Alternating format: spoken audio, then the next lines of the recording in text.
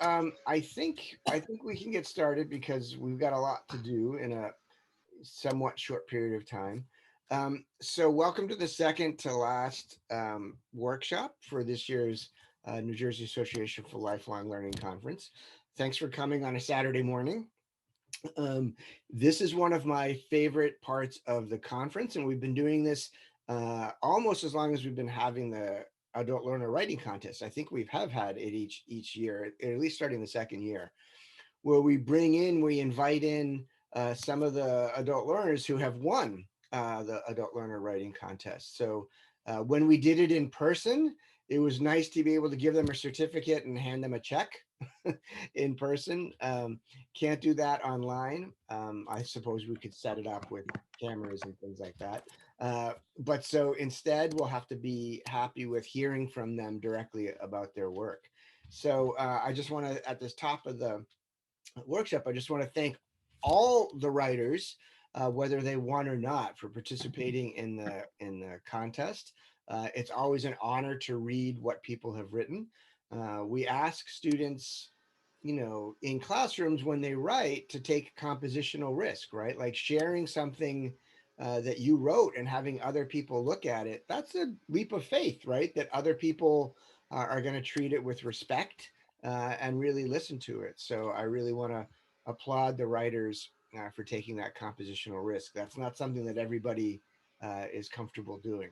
So, and year in and year out, we just get great pieces.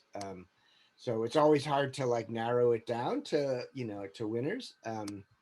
But we have them, right? So, so what I'd like to do is not go in category order, but I've arranged them in order in somewhat the length of the pieces, because we have so many writers. We're not going to be able to have them share their whole piece. So I'm going to ask them to read a selected part of their pieces with a couple of exceptions. And then I'll let you know there. So, but here, right now, what I'm going to do is in the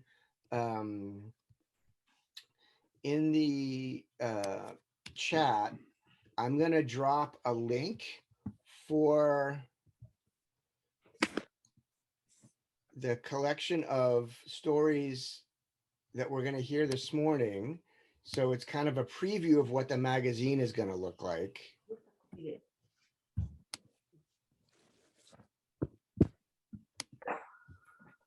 I got a kabillion windows open. Will we automatically get the magazine? Yes. So here, if you look in the chat, if you click on that, you'll get a small selection of the stories that are going to be read this morning. So yeah, so the PDF of the magazine will go out, online, and then at some point after that, I'll distribute printed copies of the magazine. It's a question of when I get access to a binding machine. I do have access to a binding machine, but I need to get access to that binding machine. So in the past, I have printed enough for the learner and their tutor or teacher, but I've been getting requests for like additional copies. So I need to figure out how to do that in a way that is affordable. So just to make sure, I would like to make more copies available. So we'll just have to figure out a way to do that. I may like email programs. Oops. I may email programs and then say, how many copies would you like for your program, kind of thing. I know that Meryl's noted that she uses it for the magazine in her classes, and I've heard from other people that do as well. And so I'm sure having a couple of printed copies might be a good thing. Yeah, my idea, Lynn, is that that a school gets a copy and that the writer gets a copy, but that one copy can go for a walk sometimes and not come back. So it's sometimes good to have more than one copy. All right, so then what I'd like to do is start with Andrea Serrano because she has a poem, and I think because it's a poem, we actually have time to hear the whole poem. So what I'm going to do is I'm going to call it up on my screen. Give me 1 second. And then she can also share it and read it. So before you read it, Andrea, would you like to talk about yourself as a writer? So I'm thinking that for each person, I mean, we're scheduled to go, from now until 11, but we can run over. It's okay. All right. So if people are okay with that. But so what I'd like each person to do is, talk a little bit about their process, maybe about a writer, and then read something from their piece, and then maybe answer some other questions. So can everybody see the poem? Okay. So Andrea, why don't you read us your Yes. poem? Okay, thank you so much for having me today. You can hear me? Yes. Yes, good morning, everyone. My name is Andrea Serrano, and I need to introduce myself, or you want me to read the piece of work No, first? you can introduce yourself first, I Oh, think, and then. okay. My name is Andrea Serrano, and I'm from Costa Rica originally. I have two kids, Emma and Jesus. I have been in this country for 20 years, and I have been studying English for two. I'm very grateful to be here. Thank you for giving me the opportunity to grow as a person. I found these incredible programs, Leadership Volunteer and Raritan Valley College, in middle of the pandemic, and a a blessing in disguise. I'm sorry, I'm really nervous. It's okay. You're doing great. Thank you so much, and all my teacher, um, may God continue bless you for your great work. And I give 10 as well to my children and my encouraging my encouraging husband motivate me to keep going and not give up. Thank you. So my poem is Reminiscences, Costa Rica, Punta Arenas. The breeze touched my face, and the smell of the seas and fish is still in my mind. What a beautiful place is in my heart, returning my memories of the blue of the sky. Punta Arenas, Doña Ana, the sadness and happiness where Mama took us. My feet sink into the sand, running and play with my sisters. Mama prepared the food. Who is giving her a hand? Enormous trees like giants, monkeys hang on the branches, looking you at the fountain way. The sun burns your cheeks. The hot sun leads to the sea. The waves play with you. You find the shells like a precious ivory, building castle and funnily rivalry. Big turtle in the middle of the shore, representing majestic love. Many memories come and go, like soft and mad sea waves. I hope one day to return this beautiful place where one little piece of my heart is left. All right. Thank you for sharing that, Andrea. Um, Beautiful. so, any thoughts that people have as a poem, things that resonated with you or things that jumped out at you that you particularly liked about this poem that you want to ask Andrea about? I feel like I was there. Oh, thank you so much. It was Thank you. beautiful, Andrea. Beautiful. Thank you. Thank I you. really like the line about building castles in funny rivalry. Um, Yeah. that gives me a sense of like, yeah, being at the beach and being younger and sort of being, carefree. And I would really like to share with you when I wrote this poem. I lost my mom in 2017, and I'm sorry to hear that. I couldn't say goodbye to her. And this poem made me to heal and um, share some memories with my kids too, Hmm. and keeps on my spirits of my mother's spirits alive. Hmm. And these poems remind me why I'm here in this country and why she wanted me to be here in this country. Hmm. Thank you. How often do you write poetry?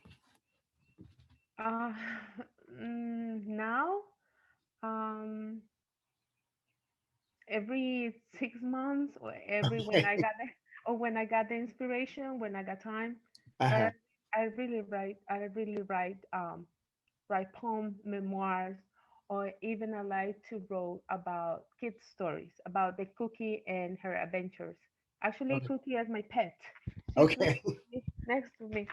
Okay. So you like to do a lot of different type of writing. Yes. All right. Right. I also write poetry, but sometimes I will go 6 months between poems, right? Because if there's no inspiration there, Yes. then there's Yes. nothing there, right? So Mhm. can't really force it. Yes. Eric, can I make a comment? This is Diane. Yeah. Andrea, that was very beautiful. It was emotional, and I can feel your poetry. And when you shared how you came to write it, that was exactly what was going through my mind, reminiscing when I lost my mother in 15 and Mhm. all the things she did for me, and she's not here to see the progress I've made in my life today. I felt your poetry, it was personal, and it was very heartwarming. So I really wanted to personally thank you for writing that. Thank you. And I still hurts. Yes, And you do. this kind of writing making you to heal. Because when I try to share some memory with my kids, I feel sad. And my kids say, "Mommy, change the gear, like switch the gear," uh, Yes. because it's really hurts. So these kind of things made me to heal and also share with my kids memories when I was a child. Yeah. Certainly, she's very proud of you. So I can say I lost my mom in 2020. Um, Oh, and sorry. I can say that every year uh, she looked forward to reading the Insight magazine. I Oh, gave her copies of it every year, and she loved reading what people had to write. oh. Um, so I'm not quite sure how I'm gonna like, mark that with her, like where I'm gonna like read it to her ashes. I'm not sure, but I think she would still be interested in hearing what's going on in the magazine. So I think I'll do something along those lines. So I want to thank you, Andrea, and keep writing. Thank Right. you so much. Definitely Thank you. keep writing. All right, great. So the next person I'm gonna ask to read, and I'm hoping I'm not gonna do a terrible job with the pronunciation, is Nadezh. Is that how you pronounce your name? Yes, Yes. All right. So Nadezh, congratulations. So would you want to say a few things about yourself and then read your piece? I think your piece is short enough that I think you can read the whole piece. yes, thank you. My name is Nadezh Dardompoe. I'm originally from Haiti, and I am a mother of one son. I have a son, and I'm so grateful to be in the program with JBS. And truthfully, I was so when I hear the news that I won the third place, it was like I was shocked because it was my first time Oh, riding wow, great. and becoming. I cannot say I'm a writer, but sometimes we always have things in our mind. As life goes on, I have a lot of things in my mind, and sometimes I always say, "Oh, I would like to write," but sometimes we have resistance to do something. But I was encouraged with my teacher when Miss D, when she tell us about the angel. I didn't know what to write, and I was telling her that story about because I am a home health aide. I've been taking care of elderly. I've been always around elderly.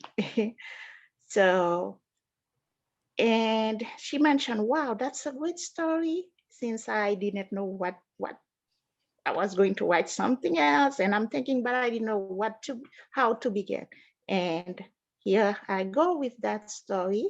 Okay. And when I'm very happy to to to be here today, and Okay. I think I'm gonna make little progress with my writing. More anything that comes to my mind, I'm going to write. And with the help of my teacher, sometime I will ask for help. Okay, So great. thank you. All right, so do you want to read your story to us? Yes. Okay. My story, as I said, is about a lady I used to take care of. It's in memory of Titi. Titi was her daughter. And this is a story about the bond between a mother and her daughter. Some time ago, I had the opportunity to care for an elderly lady named Eva. Though Eva had severe memory loss, she was still very active. She used to go to the senior care recreation center. She'd always crack jokes at her table with friends. And after having breakfast, she usually asks for a sheet of paper and then start coloring beautiful pictures. She was really good at drawing, coloring, and painting. She also enjoyed making beaded bracelets. Whenever she made something, she always said, one for me and one for Titi. And she'd bring it home for her daughter.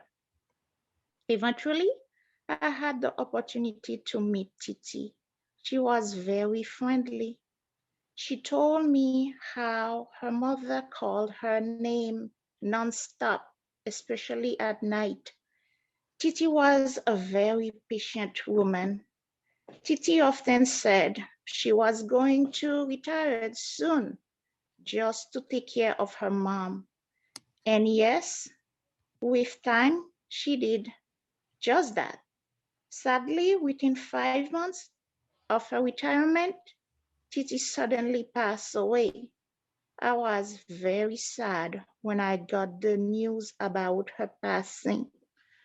I always think about this elderly mother. Sorry. I always thought oh, about this elderly mother, Eva, who was so attached to her daughter, still calling her name, Titi, Titi, looking around for her with no way of knowing she will never see her again. That's it. Okay. Sorry. It's okay. Hey, thanks for sharing that Don't be experience. sorry. Don't be Yeah. sorry. That's from the heart. Yeah. Yeah. So I think one thing that that jumped out at me, and you know, I was left with just how much empathy, right, that you were able to express about this mother and daughter, right? So that you're not a member of their family, right? But you felt very, as a reader, I felt like you were very close to them and were able to express how close you were to that experience. So, Thank you. you know, and you said you're not a writer, but you're a writer. Right? You're a It's writer. just the start. It's Yeah. just with the encouragement. That's what I said. It's really when you have somebody that push you. That's why we got to be thankful for teachers. And as we all, our age, when I started the program last year, is to become just, it's not about anything that hoping that you're gonna write something. And here I am this morning with you all.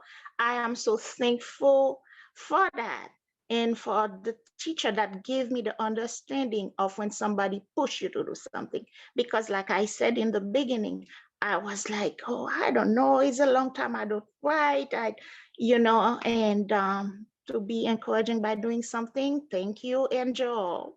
Right. I So I'm will. just, you know, I think, Nadezh, I think you make a really good point, right? Which is in the same way, I think that you were able to write this piece because you were listening closely to what Titi and Ava were saying, right? I think teachers who listen closely to what their students are saying are the ones that can really help and push them, right? Like, so teachers have to have that same type of empathy in order to really help their students, I think.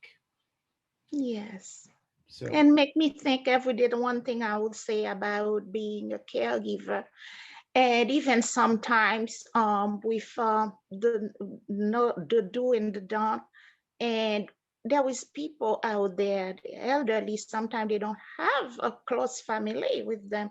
I've been taking care of people who don't have kids. So that's how I become to know sometimes you got to take your time to talk to them. And every day, as I talk about that lady, thank God, she got her daughter. mhm. And that was the story. She's funny, even with her age, she's so full of joy. And I always think about it. And that's all about it. I love every, elderly. And when I get the chance, I'm still doing the job. I feel very comfortable of doing that. Yes, The story is beautiful. Can I say something? Oh, I'm Yep, sorry. yeah. The story is beautiful to read, but to listen to you read it Uh, was a bonus. It was an exquisite reading of the story. So thank you for that. well, thank you. And Misty, thank you so much. Great. I was thinking when you were talking about being full of joy, because we were talking about mothers, I was thinking about the fact that my mother, when she was in the hospital for the last time, I asked the nurse like how she's doing, and the nurse was like, she pinched my ass. And I thought, all right, that's my mom. my mom's going out with the same style that she rolled with. It's a joy. It's a joy to be. I don't know. I cannot speak for myself, but I feel joy. And when I go to do my job, with my elderly every single day, I have my face with my smile and on. They always tell me if anything, they don't see me smile. What's going on today? And I feel that's the way I feel. If I'm doing something, I must be happy about it. That's make my day, every single day. Well, great work with your first piece, and we look forward to future pieces. Thank you, everybody. Good job, Nadezh. Yeah. Good job. All right. If I might say, Eric, if I might say just one little thing, because I don't know why Nadezh didn't read it till the end, but what I think is the nice spin on it is that she offers this final line where she gives humanity this little bit of advice that being with those who are left alone, who are elderly, who are forgotten, being with them is the best gift we can offer. And I thought, wow, when I read that, I thought, boy, she really took me there with that. Mm-hmm. So I don't know why it wasn't read. I don't know if Nadezh cut herself off intentionally, but I do think that wraps it up nicely. And Nadezh, wonderful job, a privilege being your instructor. Thank you, Eric. Yeah, thanks, Laura. All right, so I'd like to move on to our next writer who actually won in 2 different categories, which happens sometimes. So, Gleber, do you want to come on and talk a little bit about yourself, your pieces, and then you're going to read from selections from one of your pieces? Yeah, perfect. Thanks for this opportunity. I will introduce myself. My name is Gleber Klebresotz. I'm from Brazil. I live in Rio de Janeiro. And I've been living in the United States since July 2020. I'm a Brazilian Navy officer, and I'm fulfilling a mission in the United States, and I'm going back in August to my country. And I'd like to express my gratitude with this program, with this opportunity, my tutor as well, Christine, in literacy volunteer in County. And thanks for Christine, my tutor, and Shaimoli, my teacher as well in the club, and Victoria for all effort in this program. I've been living here with my family in Cherry Hill, my wife, Christiane, and my daughter, Sophia. And I'm so glad to live in the United States, this opportunity to work in the U.S. Navy, representing my country. And thanks for this opportunity to express my ideas. I'm so glad that with this opportunity to take part in this group. I will keep forever this opportunity, And first, my first piece, I'm gonna read some pieces about fiction essay, and an incredible travel machine. I always wanted to write about the travel machine because I'm into in technology in movies related to this kind of technology. When my tutor encouraged me to write an essays, I thought, oh, that's an opportunity to write something, and I think I got it. That's good. Yeah, an incredible travel machine. Uh, I I have never woken up like that day. I questioned myself, was it really? Everyone noted, and I was scared, petrified that morning. The sun seemed to want to talk with me. We're gonna jump for the next paragraph because it's so long. It was 7 a.m. when a big and shiny machine came up in front of me. I did not believe it when I heard, you can set 3 dates across Easter and go there, live each of them for 8 hours and enjoy. The third paragraph. My first action was to set my first incredible 8 hours through the time. I chose to stay in 1453 when the city of Constantinople was conquered by the Ottoman Empire. It was the first time I went to Istanbul, the last. Back to my fantastic machine. I set to stay my next 8 hours in 1915. I went to the place when Mr. Churchill decided to plan the Dardanelles campaign in the First World War. I tried to tell Churchill not to go ahead because I knew that was not a great idea, but it was not sure. I was not sure he could hear me. After Gallipoli, I had my last 8 hours. I set my machine to September 11th, 2001. I could have gone to New York, but I decided to stay in Boston Airport. I followed all moments since the authority responsible to guide and heating the airplane to the World Trade Center arrived. I almost lost my voice trying to warn the security team to ban them from getting on the flight. To tell the truth, I've never felt so emotional that day. When I realized it was 7 a.m. and I woke up, I did not sleep. I also asked my wife 3 questions. What happened to Constantinople? Did Gallipoli fail in the First World War? And finally, my last question was to know if the original World Trade Center building are still in New York. Right. Yeah. Thanks. This is, so how did you decide on those 3 dates? I'm telling the truth, I don't know. I have no idea. I just decided. Maybe if I have to write again, probably I'm going to decide on the 2 different dates. I don't know. This is I think this is the questions. And unfortunately, I didn't read it, but it was a tough decision. Decided 3 different dates, But World Trade Center problem, I will pick again because of tell the truth and the what's that behind this is say how would be good if you had an opportunity to change the Easter? No, this is the question. Yeah. This is the idea that I try to show behind this. Well, knowing your connection to the military, the Gallipoli one makes more sense to me now, right? So, yeah, and the Constantinople as well. yeah. Yeah. Any other? And Clover's going to talk about his other piece in a second, but any readers' responses to this one or thoughts about this kind of speculative fiction piece? Anything that jumped out at you, even though you only get to a taste of it?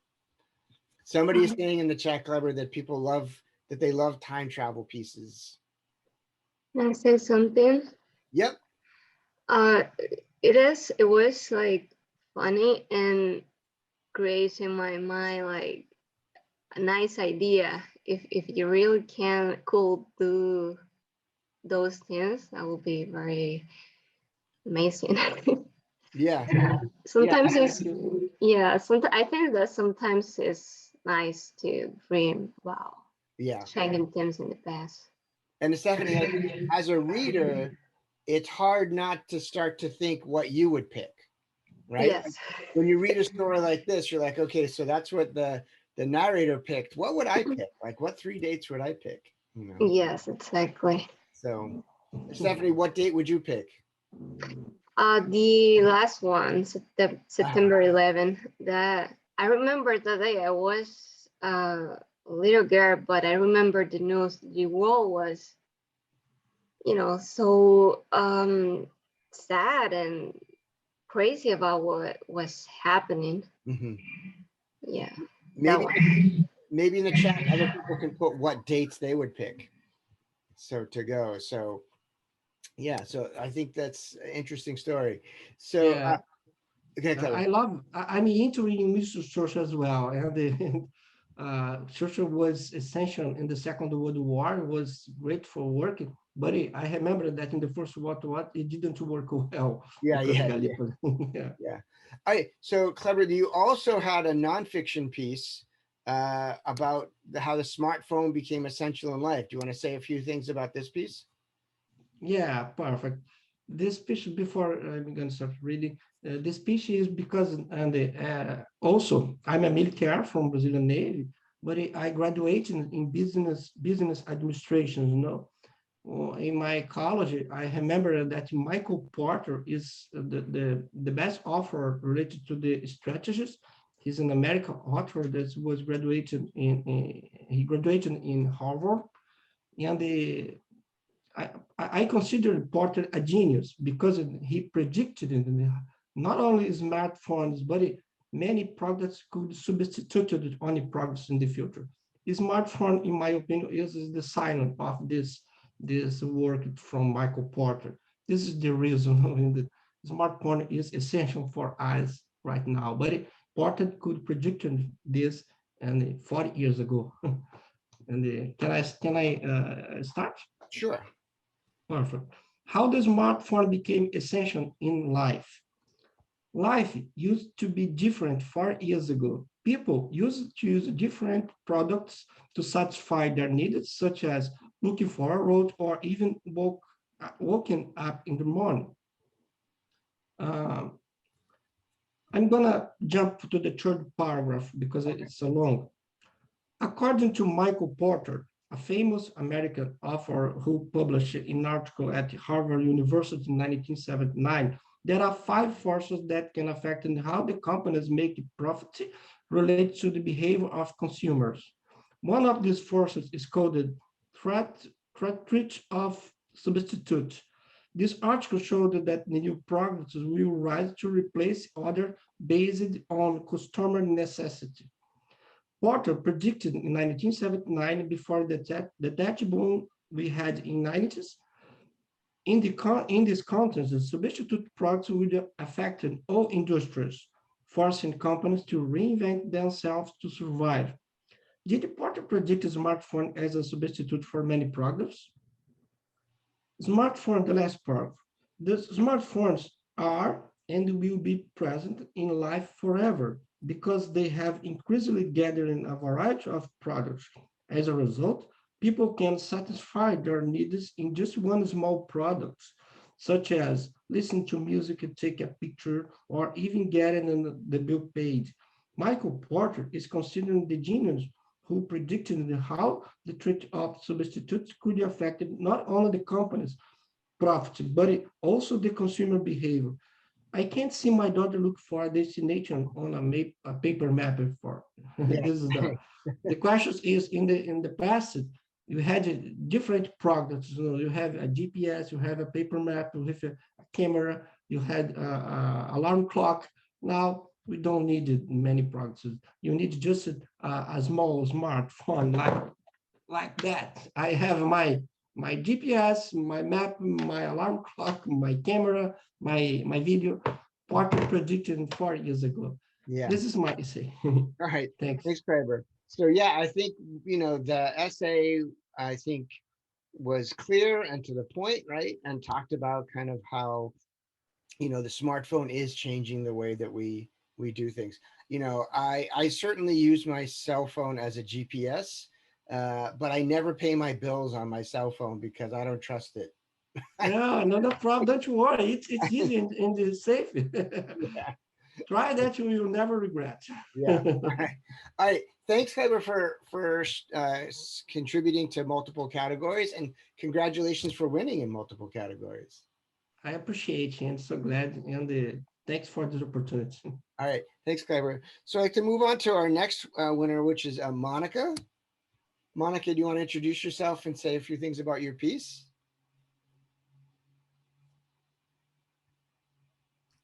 I think Monica excused herself earlier in the chat. Oh, did she? Sorry, I didn't see that. Um, Okay. Right in the beginning. Okay. All right. So then we can keep moving forward then. So Sophanie, do you want to introduce yourself and talk about your piece a little bit? Hello, good morning, everybody. Good morning. My name is Sophanie Pialui. I'm from Haiti. I'm 21 years old. So, what you want to know? I think that's all. okay. So do you want to read a few sections of your story? We don't have time to read the whole story, but is there a section that you would like to read to share to give people an idea of what the story is about? Yes, if you want, I can do it. Okay. Okay. The little old lady. Annie lives in front of a beautiful gray house that has 2 floors with large windows. A little old lady and beautiful lady lives in this house and always look out the window to wave hello or goodbye to Annie every time Annie goes outside. One day, when Annie was cleaning her yard, the little lady came to see Annie and said, "Well, can we speak? I've been waiting for such an opportunity for a long time and I didn't have a chance before." Annie was surprised because she was not expecting this. "My name is Susan," said the little old lady. "I'm from New York, more precisely from Manhattan, but my parents were Irish." She also told Annie that she was educated in Chicago and returned to work in New York. Annie was listening carefully to understand what the little old lady was saying because Annie does not speak very good English. Annie is learning English. After a long conversation while Annie was sweeping, the old lady said to Annie, "You are too young to do all this work by hand. You have to buy yourself an automatic broom." Annie didn't understand all the word and she got nervous. "Excuse me," said Annie. "I have to go back inside because I have to do something very important." The little old lady was speaking very fast and Annie did not understand anything. She just heard some word like pretty, friends, sure, and supermarket. The little old lady said to Annie, "Oh, talk to you another time." Annie, "Sure." The little old lady waved to Annie as Annie went back inside her house. Since then, every single time Annie went outside, the little old lady came out and started to talk. One day, the little old lady greeted Annie and she started talking about anything. Annie asked her how she felt. "I feel okay now, but sometimes I have pain in my back and in my legs," the little old lady said. "I'm sorry to hear that," Annie said. The old lady told Annie that with age, it always is like that. Then she started talking about shopping. Annie was getting uncomfortable. She felt like she could understand some of the word, but not all of them. It was confusing. When you don't understand, it feels like the people are talking too fast. Annie was getting upset. When people talk too fast, it made her feel stupid. Right. So I think that's a good place to stop. Okay. So, and people can read the rest of the story either today or when the magazine comes out. I think you did a good job here of setting up how Annie is feeling in her situation. Mhm. What was your inspiration for this story? To be honest, this is what happened to me. Okay, so you're Annie. Yeah, I'm Honey. You're Annie. You Okay. know, I'm learning English. I don't really speak English very good. So my neighborhood, when every time I go outside, she came to talk to me. So I feel like I feel like uncomfortable when she start to talk to me. And sometimes I don't understand what she's saying. And she want to talk to me every time. So sometimes I have to go inside. Every time I said, you know, I have to do something inside. I have to go. So that's Well, why I wrote this story. this is something many writers do, right? They write about their own life in, in a form of fiction to try to work through their ideas. Have you shared the story with the little old lady? I can't. I know, not yet, but Okay. I will. I would love to hear what she has to say when you. Mhm. So yeah, so Rishlene, here's the story goes on for another full page, so we don't have enough time for that. But if you I understand. hopefully if you download what I had uploaded before, and I'll put that link again at the end if you joined after I shared that link. So how much writing do you do? What do you mean? Like, how often do you write? Do you write a lot? No, it is my first time. Wow. All right. I wish I was that good the first time I started writing. It was my first time. Yeah. So any readers, any thoughts, things that jumped out at you about Sophonie's piece? I would like to say congratulations, Stephanie, and it's the same situation that I have experienced. Just say excuses to don't continue talk with other people that they speak really, really, really fast English, and say when they speak and they were in the second round with their conversation, I was just catch just the first word that they say. So it's really frustrated, but you can do it. I mean, it's just practice and practice and step by step. Congratulations. Thank you very much. Yeah. And I don't know if I can say something. Sure. I remember he said to me, he asked me one time, he said, "You're always doing something. You always do something." I said, "Yes, I have to do something." And she said, "What are you doing?" I said, "Rice and peas." Rice and beans. But the way I said, he said, "Why you said me rest in peace?" Rest in peace. That's No, I didn't say that. I just said, "I'm doing rice and beans." Yeah, that's very funny. So yeah, well, great job first time out, winning award. So I hope you keep writing. Thank you. Hope you keep talking to your neighbors. I will. I will always do it. And then share with them. All right. Thanks, Sophie, for being able to make it today. So the next writer I'd like to invite on is Vera. Yes. So Vera, do you want to say a little bit about yourself and the piece, and then read a selection from the piece? Yes. So my name is Vera Mohammed. I'm from Jamaica originally. So at first I was out of work on disability, and I decided to start going to JVS to improve my writing.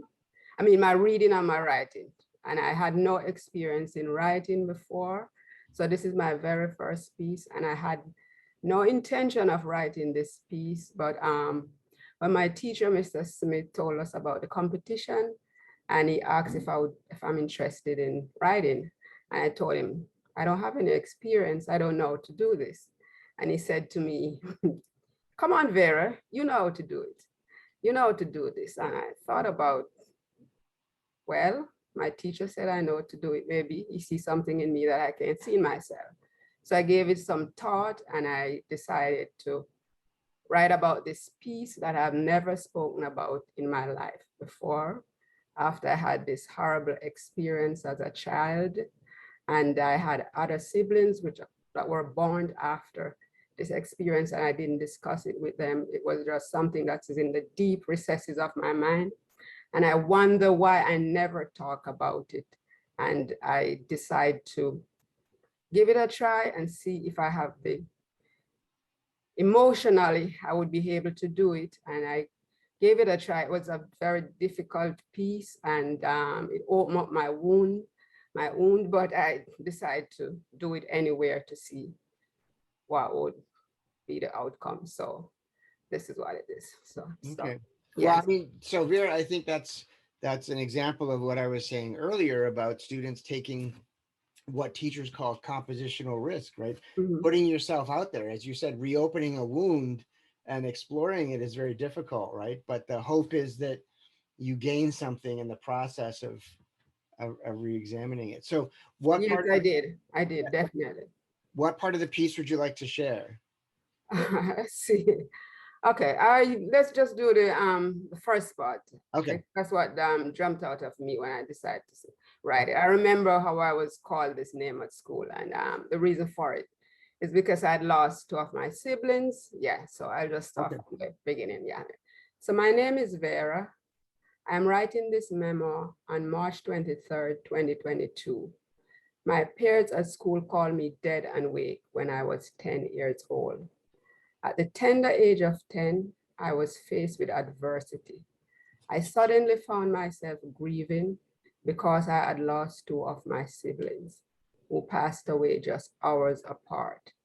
In the early 1970s, my siblings and I woke up feeling excited on a beautiful Saturday morning because our older brother, who was living away from home, had decided to move back home. Therefore, Mom and Dad had decided to renovate our house. We were eager to assist in any way we could.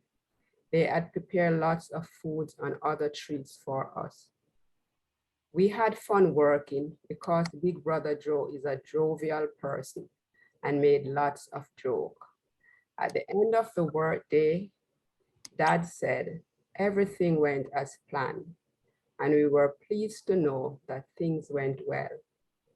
We went to bed that night thinking that we were going to continue working the next day. My youngest sister, Gwendolyn, and I had slept in the same bed. I was sleeping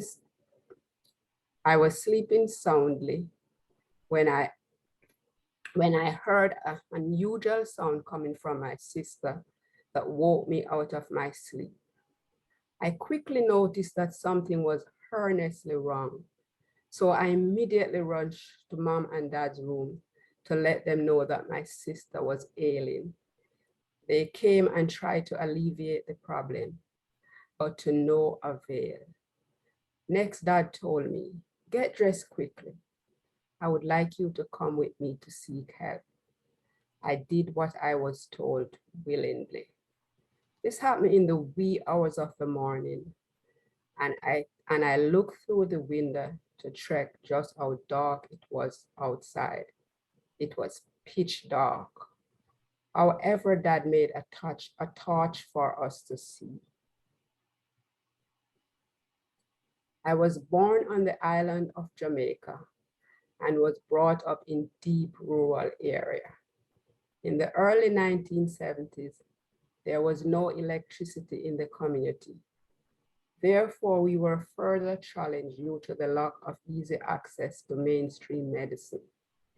Due to this, Dad sought the help of a female naturopathic doctor who lives a few blocks away, and she was swift in her response. When we returned to the house, I observed my sister's condition had worsened in a short space of time. I was dismayed and frantically clung to my mother's arm while I watched in deep despair. I looked attentively as she was treated by the doctor while experiencing a flood of emotion throughout my body. I had to witness the nicest baby sister one could ever have, foaming through the mouth while gasping for breath. I then watched my sister Gwen took her last breath. In that moment, I felt as if someone ripped my heart out of my chest, and I suddenly felt the need to run as fast as I could. I looked through the window to see if it was still dark, and it was. The darkness was the only thing that kept me from running away. All right, Vera, I think that's a good place to stop. Um, you know, it's terrible to have to experience it. Sure everybody's in the same situation. I am very affected by hearing it, and my thoughts are, with you and your family. But thank you for sharing it. As always, it's an honor to read the memoirs that people submit, sharing very private and very personal parts of their life. So do you feel like writing it did kind of help you work through some of your feelings? Yes, it did. Not that I thought these feelings were buried and tucked away, but as I was writing it, I realized I was reliving the feeling.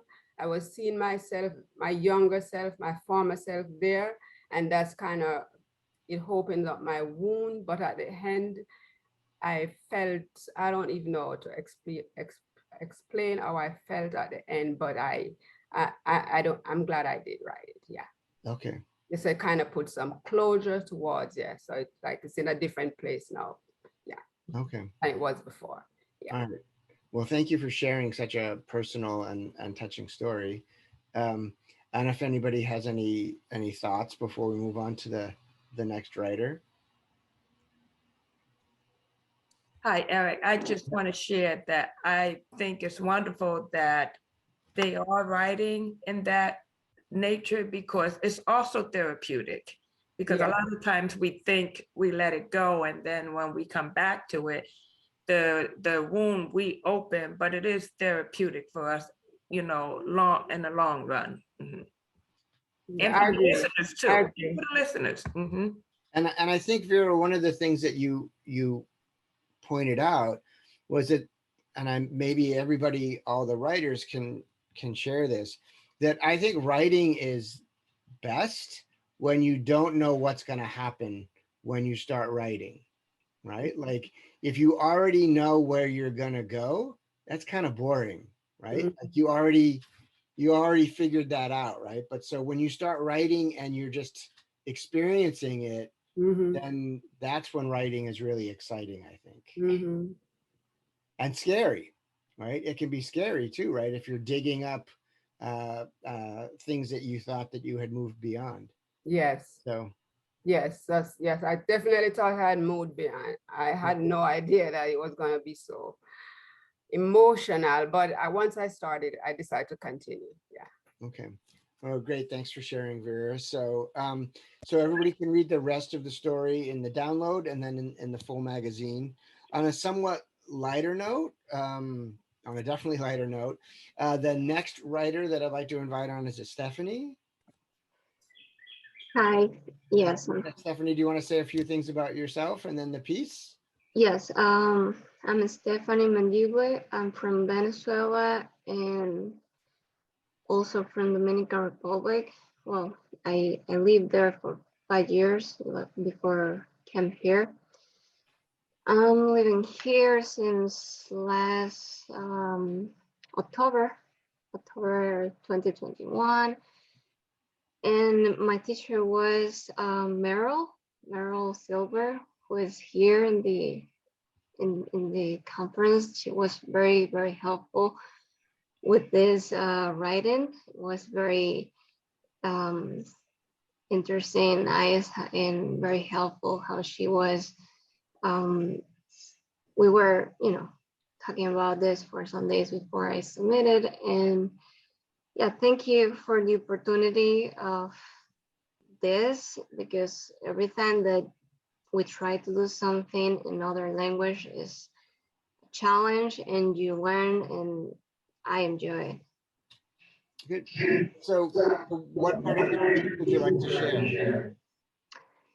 I would like to summarize instead of read because Okay. it's a little long. And this is about the experience I have with the snow for the first time in my life, which was last December, at the end of December in the Adirondacks here in New York. Well, in New York. And yeah, I felt like I was dreaming. It was so beautiful. I grew up watching all these movies with snow and all that, and I was always like thinking that that was amazing, but I never thought I would be here one day living this by myself. So that was a wonderful experience, so beautiful. I got many videos and pictures, and I recommend everyone that has the opportunity do some hiking in the mountains.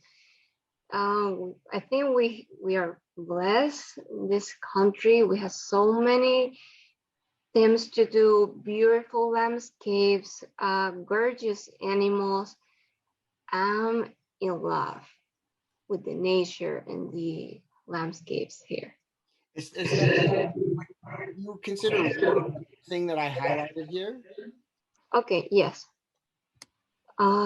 Okay, it had been 5 hours since we left home when we finally reached our first destination, the base of Nong Mountain.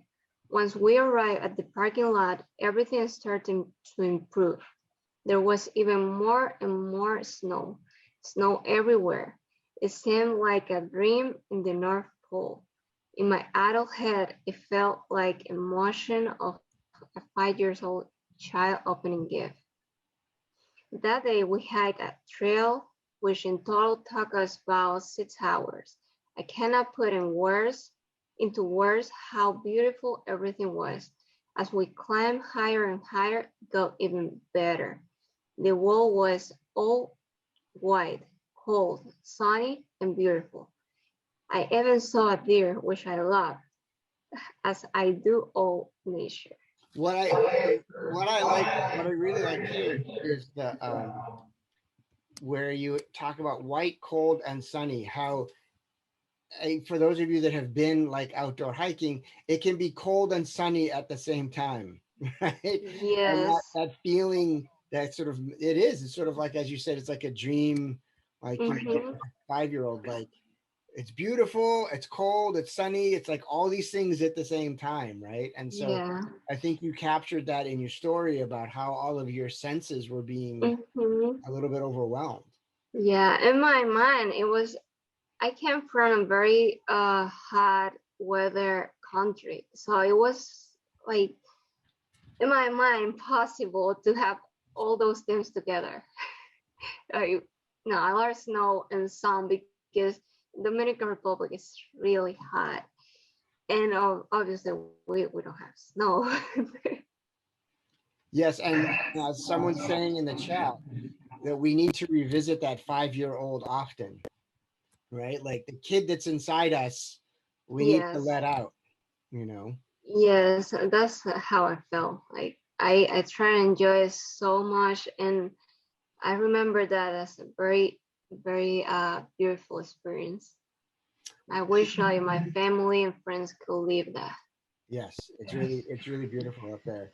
Can Speaking of, can I add something about the sure, story? sure, yeah. I think as Stephanie, not only did she capture the snow and nature and her love of nature, but she captured the anticipation of this trip, and she captured sharing it with her beloved husband. So this story she just wrapped up this package in a beautiful, beautiful story. And I made her promise that she's going to go back to the Adirondacks and make this part of a series, because I want to see this in the fall and the spring and the summer and see how it changes. Agreed, right? How your senses respond to the changing nature. Yeah. Yes, definitely. So when you were thinking about the 5-year-old at, at the North Pole, it brought to mind something that I've heard somebody say. I forget who I heard it originally, but saying the worst thing about being a grown-up is that nobody asks you what your favorite dinosaur is anymore. And I agree that that's a terrible thing about being a grown-up. That, you know, you should still be able to talk to people about what your favorite dinosaur is, right? Because that matters. Mine's Dimetrodon, by the way. My favorite dinosaur is Dimetrodon. So I encourage people to put your favorite dinosaur in the chat. But I think, yeah, Stephanie, I think you capture that sort of like, you know, we should embrace the child in us to kind of experience these things. When you see a deer, that's incredible, right? Like there's a deer, there's snow, right? Yeah, I love animals. I think if I could, I would have a zoo in my house. Yeah. All right. Well, thanks for sharing, Stephanie. And I agree with Meryl. We expect updates from the four seasons, four seasons in the Adirondacks. Thank All right. you. So last but not least, we have our first place memoir winner, Alberto. Alberto, do you want to come on and share a little bit about yourself and talk about your story, about your memoir?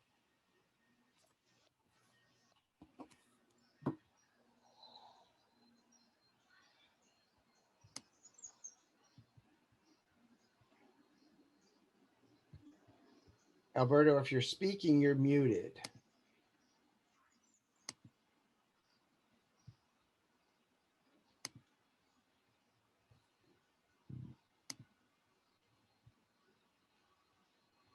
I'm not sure. Can I? All right. So let's see if I can unmute everybody. I don't know if I can unmute everybody. No, I can't. I don't see him in the participant. Do you? No, I see him there, but I just can't. Oh, yes, I see him. Yes. I can't get him unmuted.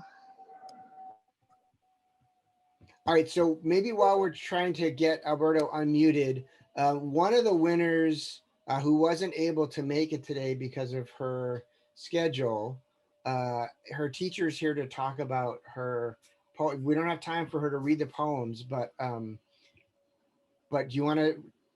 Who was that was going to read about Ren's poems? Nancy Demi. Okay, so you want to say a few things about she won 2 prizes. Do you want to say something about your student? Yeah, Nancy.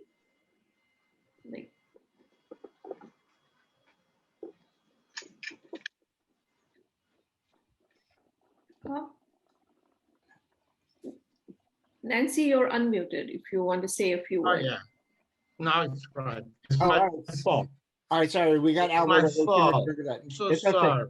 It's okay. All right. My fault.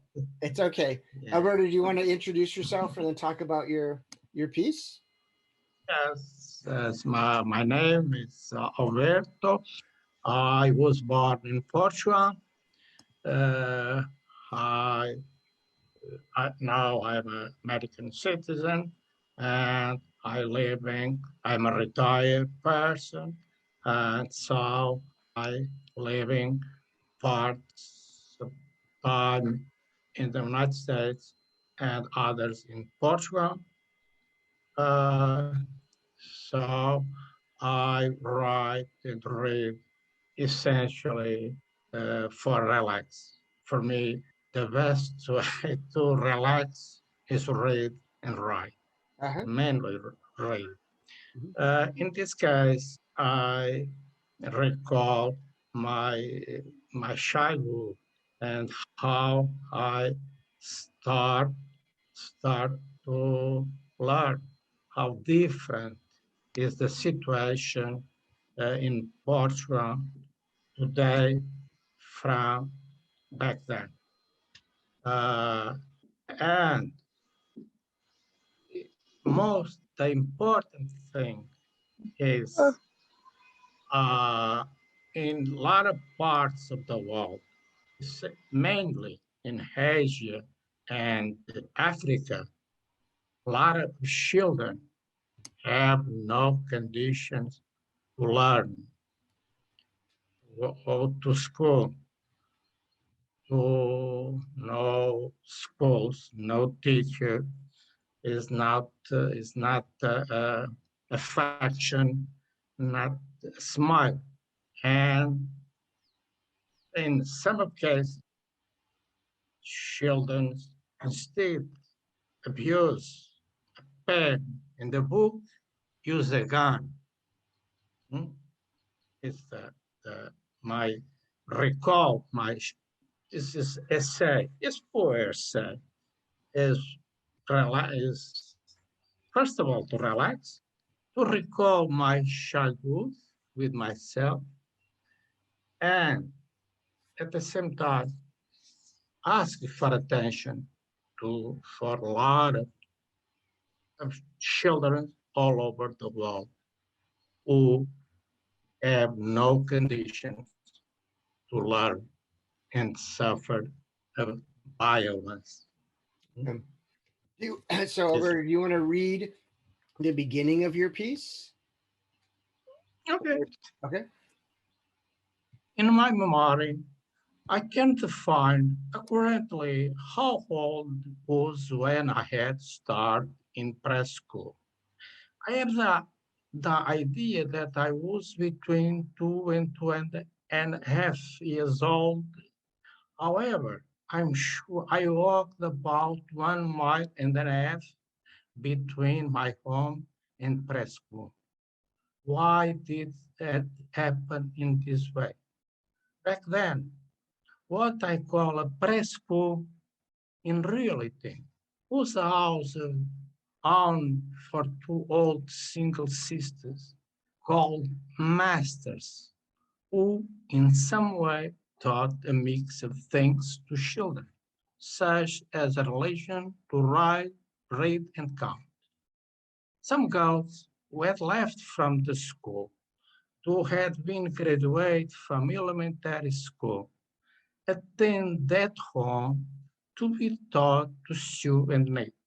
One of these girls was one of my older sisters, Lourdes, 10 years old than me, who had the obligation to look over me. One day, she came to me and said, "Little brother, very soon I would like to go to some place to learn to sew and knit, but you have to go with me. Would you like to go?" "Can I play there?" I answered. "Well," she said, "I'm not sure, but I think you can play most of the time." So I said excitedly, "Yes, I will go." The next week, on Monday, by the morning, there we go, without first having the mom's advice. Please be away well. In the beginning, and for some time, while I had the company of my sister, I enjoyed it because in reality, I had been playing most of the time. But the situation would change. My parents were small farmers and need to work from dawn to after sunset, struggling to feed all of their 7 children. And in this situation, they need my sister for help with homework and in the fields. So within approximately 1 year, my parents took the decision that my sister must stay home. My sister was the first to talk to me. "Dear brother, I can't go to the masters anymore," she said with dismay. Promptly I said, "I won't go without you." "No, no, darling, you should go," she replied and tried to reassure me.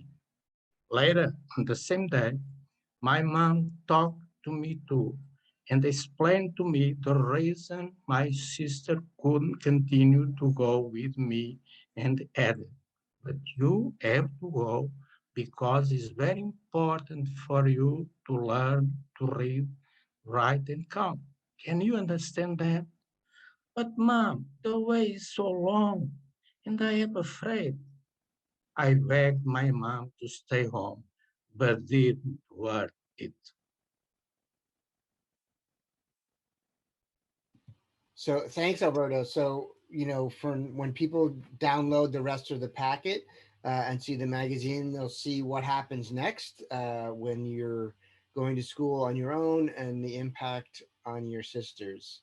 So I think the memoir was powerful on its own, but your introduction, I think, was very powerful, that you were trying to speak on behalf of, the children around the world who don't get a chance to get to go to school, right? Because that is a terrible situation, right? And whatever we can do to help those children is the most important.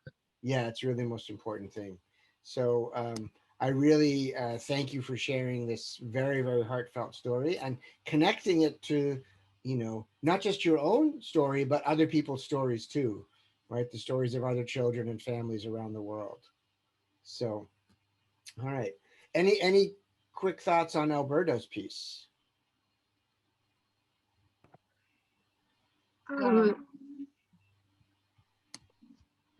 Congratulations, and I really, really want to read the end. You really catch all my attention. Oh, thank you, thank you, thank you. Well, it's to relax. It's my hobby. Yeah. I'm not a writer. Everybody keeps saying they're not a writer, but everybody's writing. So the important thing is call attention to the children all over the world, even today. This is the most important. Fortunately, in Portugal today, now, is completely different situation, completely. Fortunately, but back then, it's very hard in Portugal to learn. Yeah, it's very hard. Thanks, Alberto. So I just put the link again in the chat for people that want to download the stories of the people that spoke today. And again, all the stories will be coming out in the magazine this summer. Did somebody want to speak briefly about Rose? I think sometimes she's Ren, sometimes she's Rose Chen, about her poetry. I would like to say something about Alberto. Okay. This is the first time I seen him, and I feel very happy that seeing that he's retired and he's it's not too young, and he is motivated and learning. That give me a lot of happiness. I wish that a lot of people have that, like we're brave and don't give up, and no matter what your age is or your conditions, always study and go for your goals. Yes, definitely. Yeah. Never give up. Never. Never give up. You live. Live is important. Live. Live. Keep living. So live. Keep living. Yes. So yeah, Andrea. Oh, you're still muted. I really want to read all the stories. I just need to download it. The link you put it in the chat, right? Yep. Okay, just let me. And then I will, if that doesn't work, I'll also send it out via email to everybody that participated, so you can get the stories that way too. That might be easier. Oh, okay. Thank you. Thank you so much. Yep. Okay, And for those of you that need the PD certificate, I put the link in the chat as well. And that's open. So I want to thank everybody I want to thank all the winners for coming and sharing your work with us today and for participating in the contest in the first place. It's about the learners, and so we wouldn't have it without you. So year in and year out, it's an honor. And so thank you for being this year's winners, and congratulations. Eric? Yes. Thank you. I'm Nancy Demi. I'm Rose Cheng's tutor. She couldn't come today. Right. So do you want to say like a couple things about Rose? Rose is an ambitious and tireless student. I started with her about 4 years ago, and she filled journal after journal after journal with her writing. And then one day I got a poem that she wrote, and it was so beautiful and so heartfelt that she just started writing poetry, poem after poem after poem. She's a wonderful person. Yep. And she was disappointed she couldn't be here today. Yeah, she won 2 this year, and I think she won in poetry last year too. Yes, she did. She won first place last year. Yeah. So for those of you that contributed this year and you won this year, doesn't mean you can't submit again next year, right? So that doesn't make you uneligible. So so certainly keep writing and keep thinking about submitting. Clever, safe trip back to Brazil. Safe travels with you and your family back to Brazil. Thank you so much. Appreciation. I will try follow this program in Brazil because it's so helpful, helped me a lot in the candy literacy and the congrats, Alex, and the whole team for this mission. This is a mission, it's a relevant mission. I'm so proud and so happy to take part in this year. Thanks for your about my trip, your vision, and thank for everyone, winners and the all people. All right, thanks, Clever. So stay safe. So we'll be sending you the certificate and the check sometime in the next couple of weeks. The magazine will be out sometime during the summer, the PDF first, and then the printed one later. And then we'll work with your programs to make sure you have enough copies and you have a copy for yourself and maybe another family member. Thanks also to all the tutors and thanks also to all the tutors and teachers that make this possible every year by encouraging your students and supporting your students. Wouldn't happen without you as well. So keep doing that important work. All right. So stay safe. Take care, everybody. And I'll talk to you soon. Thank you. Bye. Thank you. Bye-bye. Bye-bye. Thank you, everyone. Bye, everyone. Bye. Bye-bye, everyone. Bye-bye.